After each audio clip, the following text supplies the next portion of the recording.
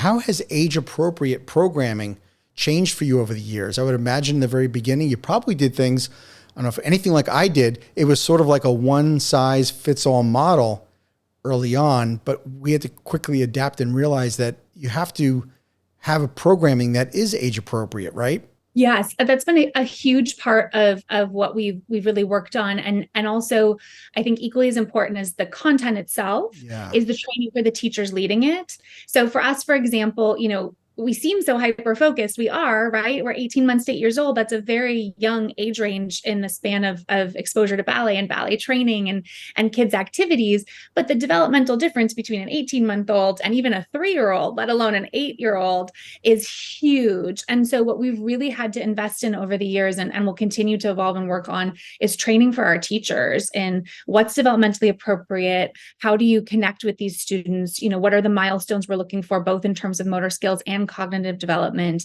and how do we achieve our class objectives that we've outlined for each division and level, so that these kids are starting to get a technical foundation in ballet. They're getting that early introduction and exposure to ballet, but it's happening at the right point in their development, and so that everybody's feeling really positive and successful about the classes too. And I think that's one of the things you saw sort of in more traditional dance schools that didn't this age, right, is you just sort of have people come in and try and teach a watered down ballet class to a 3-year-old, which it turns out not the right thing to do.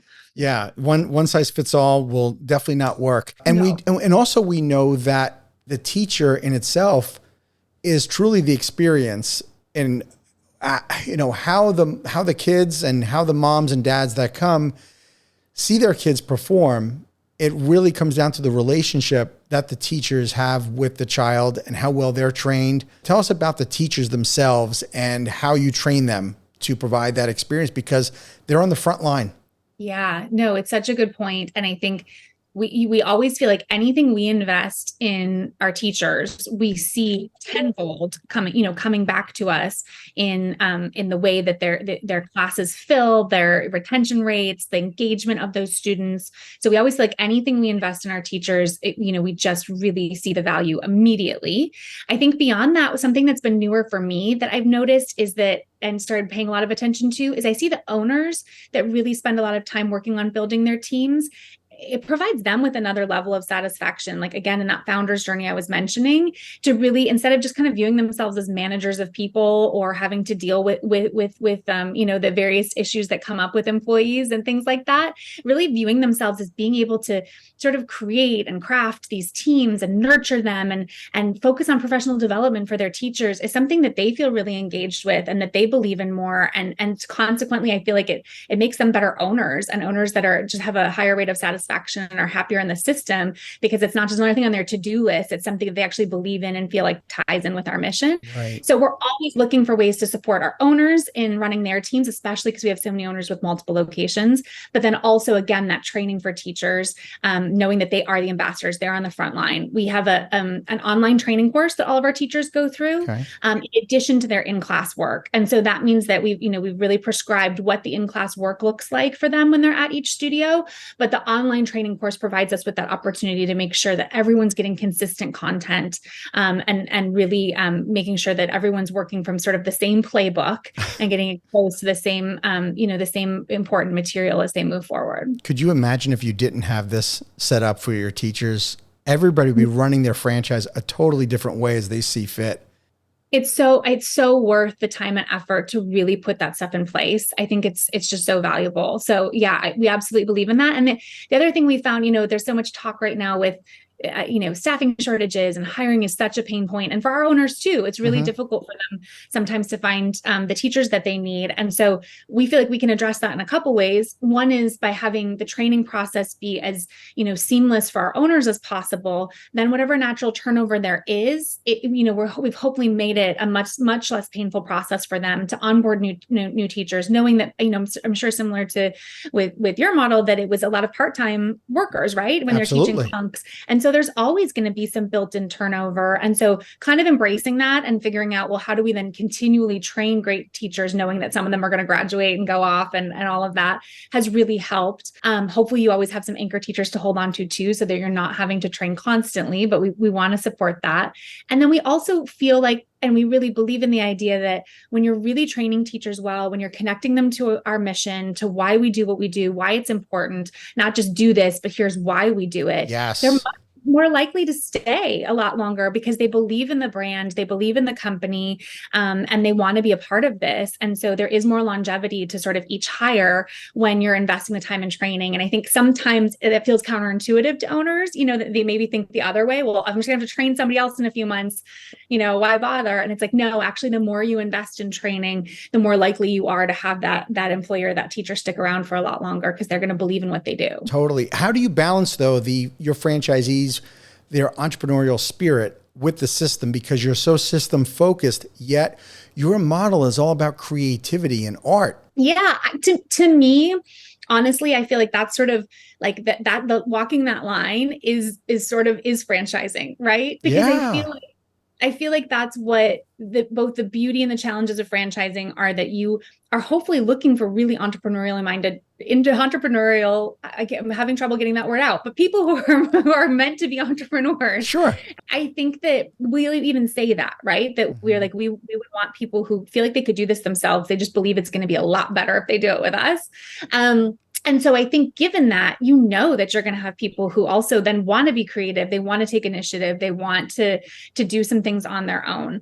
And so I feel like walking that line really, to me, kind of is like the crux of franchising, is how do you provide the support and the consistency and the guidelines so that then you have this really beautifully, represented brand, and really high levels of quality across the system, but then also maintain a level of independence for your franchisees so that they feel really empowered. They feel like entrepreneurs, and that keeps them engaged. They're not passive. They're not just sort of going through the motions, but they really believe in what they're doing. Because I think that leads to a lot more success. So I guess an example I would give is we maybe take a slightly different path, even with our space, with our trade dress. So we are a bricks and mortar concept. So we do have, physical studios, and we have definite guidelines. And when you walk into a Tutu School, you really look around and you say, oh, this is a Tutu School. It's very branded. There's an immediate impact. It's so important to us. But within those guidelines, we give franchisees a lot of freedom to make choices. And so one of my favorite things is when I go around and visit them, I can really see in each Tutu School that owner reflected. The community that they're in is often reflected too. Like it will really feel like, oh yeah, this is a Tutu School in Pasadena, which felt different than the one I just visited in Elkhart, Indiana. And I love that. And I think that's such a great balance because it gives the owners a sense of ownership over their space. It feels like theirs, but it's still really consistent with the brand. And I just use that as an example, but I think there are lots of ways we do that throughout the system. Wow. Well, we have an audience of aspiring entrepreneurs that are looking to buy a franchise, as well as, of course, emerging franchisors that are in the business. So since you're already 93 franchise locations in, I would love to hear your take on how are your franchisees different, the first 10 versus the last 10? Because I would imagine the characteristics of the people, the type of person, their traits, they're not the same type. So I would love for you to give some insight, especially to fellow emerging franchisors, on what they can expect, how their network is going to change. That's a really good question. Wow. Okay, how are they different? I love this. I think it's not one of maybe the more obvious things to say is those first couple really have to be risk takers, right? Anytime someone is opening a new business, it's obviously a risk and you're taking a leap. But I feel like those first franchisees, especially, I feel so grateful to ours, and we really lucked out with ours. Our first two franchisees, they each have close to 10 locations between, individually right now. And so we really lucked out, and they became incredible sort of role models, representatives for what we were looking for. So that just feels very fortunate. But they were gamblers, right? Totally. Here they were Like, oh, sure, no one's ever done this before, and we're going to dive right in. And so I think that that's an obvious difference, is that they're sort of more willing to be guinea pigs and experiment and really try something new. Whereas more the franchisees we talk to now, and the potential owners, especially, the applicants we talk to now, they are expecting to join a more fully formed and established brand, and their expectations of, the levels of support and the layers of offerings, from us at corporate, I think are much higher. I also think, though, there is, in the beginning when you're like a very close knit family and there's just a few owners, and two, there can be growing pains with that. And the sort of, once you reach this like critical mass of owners, and I've heard from other franchisors that this goes in phases. So this will probably like, change again and then flip over again.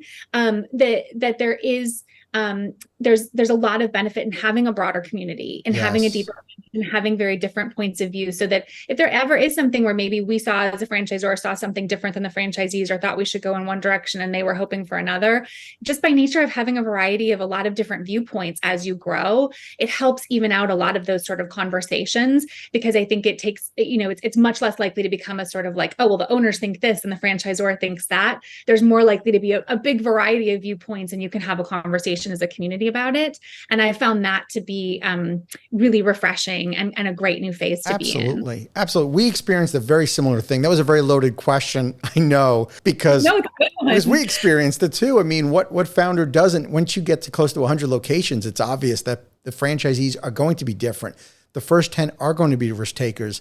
I'll just tell you up front that one of the challenges we had as we grew is that it's just inherent that as your franchise network grows, you start implementing rules that you didn't have when you first started. And that's why it's so key to have a really good open line of communication with your franchisees, especially the ones that were from the very beginning, because they operated really by a different set of rules or lack thereof in the beginning. And to get everybody on board is critical. And then introducing a franchise advisory council. Have you guys introduced have an FAC? Did you guys start one? We're actually rolling one out in Q4. We're announcing it. I'll let you in on insider information. Cool. We're announcing it at our upcoming summit. So yeah, we're very excited about that.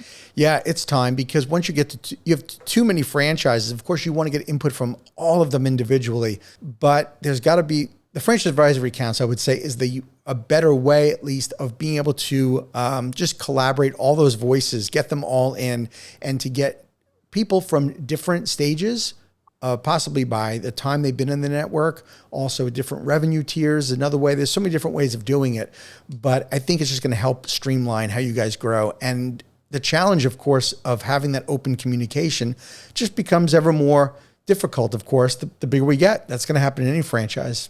I'm so glad to hear that from you, and that you feel like it's the right thing that we're doing. I think you're right. I think it's beyond. I think probably if the pandemic hadn't sort of interrupted things, we probably would have done it earlier. I think it's definitely the right time, but yeah, I would say of all the kind of the growing pains of this current stage, that's the number one thing that I'm really focused on, is how we maintain that communication, because obviously those early franchisees are so used to having such a direct line on to me, to you, of course.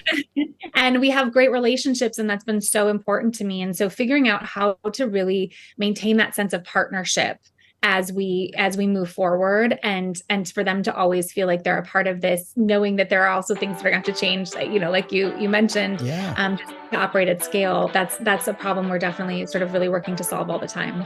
Thank you for tuning into the Emerging Franchise Brands podcast. For additional insights, guest applications, and to stay connected, visit us at efbpodcast.com. The Emerging Franchise Brands podcast is for entertainment purposes only, and the views expressed do not necessarily represent those of Emerging Franchise Brands, its host Frank Fiume, or Emerging Franchise Group, LLC. Any discussed franchise or investment opportunity requires thorough investigation, obtaining proper disclosure documents, and expert consultation before making any investment decisions. The podcast and its hosts do not offer professional advice or endorsements, and they hold no responsibility for actions, representations, accuracy, or consequential damages related to the podcast content.